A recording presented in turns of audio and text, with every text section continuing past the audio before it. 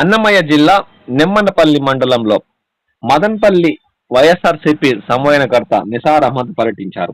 ఈ సందర్భంగా ఆయన మాట్లాడుతూ గ్రామ స్థాయి నుంచి వైసీపీని బలోపేతం చేయడానికి చురుకైన కార్యకర్తలతో కమిటీ ఏర్పాటుపై కార్యాచరణ రూపొందించామని ఆయన అన్నారు.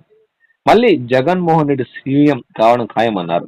అందుకే పార్టీ బలోపేతం చేయడానికి ప్రత్యేక కార్యాచరణ రూపొందించడం జరిగిందని వివరించారు. పునాదులు గట్టిగా ఉన్నప్పుడే పార్టీ బలంగా ఉంటుందని ఈ సందర్భమైన కార్యకర్తలను ఉద్దేశించి ప్రసంగించారు. దగ్గర ఎంపీ లెవెల్లో మళ్ళా జగన్మోహన్ రెడ్డి గారి ఆఫీసులో లెక్చర్ ఇచ్చి ఆయన ఈ రోజు ఒక నిమ్మనపల్లి మండలంలో వచ్చేసింది, మీ సమక్షంలో వచ్చేసింది. ఆయన మొత్తం ఆయన ఐడియాస్ అని చెప్పినారంటే నిజంగానే శ్రీనివాసరెడ్డి గారికి మా ధన్యవాదాలు తెలుపుకోవాలా. ఎందుకంటే అట్లా వ్యక్తి ఆయన్ను ఇక్కడ పిలిపించి ఆయన ద్వారా మీకు మంచి మెసేజ్ ఇప్పించినారంటే నిజంగానే మీరందరూ చాలా అదృష్టవంతులు. కాబట్టి ఇప్పుడు మీకు ఇంత మంచి మెసేజ్ మీకు ఆయన అందించారు కాబట్టి మీ బాధ్యత ఏమంటే అన్నిటికంటే బాగా ఎక్కడైనా జరిగినాయా కమిటీలు అంటే నిమ్మనపల్లి మండలంలోనే జరిగినట్టు మీకు చేయాలి మా కాన్స్టిట్యున్సీ. కాబట్టి మీకు బాధ్యత ఈ రోజు మీ దగ్గరికి చాలా ఎక్కువ వచ్చింది. ఎందుకంటే ఆయన నోట మీరు ఇన్ని అమూల్యమైన మాటలు నిజంగానే ఆయన చెప్పినట్టు ఇప్పుడు ఈ రోజు మేము పోయి ఇంట్లో ఆయన చెప్పినట్టు మేము పోయి డైరీల్లో కూడా మేము రాసుకుంటాం ఆయన చెప్పిన అమూల్యమైన వాక్యాలన్నీ. ఎందుకంటే రేపటిదా మళ్ళా మేము మండలాల్లో పోయి పంచాయతీలో పోయి ఇవన్నీ ఎక్స్ప్లెయిన్ చేసేది ఉంటుంది. మాకు చేసేటప్పుడు ఈ రోజు కానీ మేము అది రాసుకోకుండా పోయినామంటే దినాలు గడిచే కొద్దికి 100 నుండి 70 నుండి 50 నుండి లాస్ట్ 25 నుండి లాస్ట్ కమ్యూనిటీలు వేయండియా అనే డయానికి వచ్చేస్తాం. కాబట్టి ఇప్పుడే పోయేసి ఖచ్చితంగా మేము ఇండ్లలో పోయి ఆయన చెప్పిండే వాక్యాలన్నీ రాసుకుంటాం.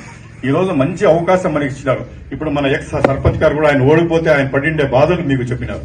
అదేవిధంగా మన జింకా చలపతి గారు కూడా మొత్తం వాలంటీర్లకు ఇచ్చేసి ఈ రోజు చేసేసి మనకు ఈ రకంగా మనం ఇదే అయినాము, దెబ్బ పడింది మాకు అని చెప్పినారు. ఇవి అన్ని ఆలోచించి ఈ రోజు ఇది కొత్త కాదు ఇక్కడ వినడం. మన జగన్మోహన్ రెడ్డి గారు కూడా ఆయన ఆఫీసులో చాలా వరకు మీటింగ్స్ పెట్టేసి దానికి అంతా ఒక విశ్లేషణ చేశారు. ఏ రకంగా మనం ఓడిపోయినాము, మనలో జరిగిండే తప్పులేమి అని భద్రభాస్కర్ లాంటి వాళ్ళు మన రాష్ట్రంలో ఇంటలెక్చువల్స్ ఎవరెవరు ఉన్నారో వాళ్ళందరినీ కూర్చోబెట్టేసి ఈ రకంగా చేసి అన్నిటికీ రూపం మాపాలంటే మన ఇబ్బందులు రాకుండా ఉండాలంటే ఏమి చేయాలనే ఉద్దేశంతో ఈ సంస్థాగత ఎన్నిక ఇది పెట్టేసి కమిటీలు వేసేసి మనం పార్టీని బలోపేతం చేయాలా అనే ఉద్దేశంతో ఇది బయటకు వచ్చినారు.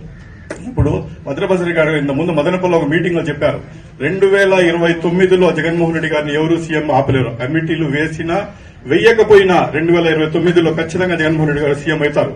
కానీ జగన్మోహన్ రెడ్డి గారు 30 సంవత్సరాలు సీఎంగా ఉండాలంటే మటుకు ఈ కమిటీలు వేసుకోక తప్పదు. మనం ఖచ్చితంగా జగన్మోహన్ రెడ్డి గారికి గట్టిగా నిలబెట్టుకోవాలా, ఈ పునాదులు బాగు వేయాలా. జగన్మోహన్ రెడ్డి గారు లాంటి నాయకులు మనకు రావాలా, మనకు బాగుపడాలా.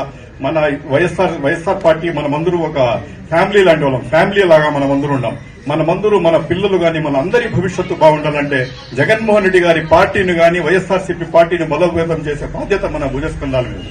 దానికోసం మీరు కొండలకు రాళ్లు మోసి బాధలు పడి కష్టపడండి ఏమి చెప్పడం లేదు. మీ దగ్గర నుండి పార్టీ ఆశిస్తూ ఉంటుంది కేవలం గట్టిగా 10 రోజులు కానీ మీరు దినానికి అన్న చెప్పినట్టు మధ్యాహ్నం పై నుండి ఒక 2 hours 4 hours 4 hours 4 గంటలు కానీ మీరు కష్టపడినారంటే ఖచ్చితంగా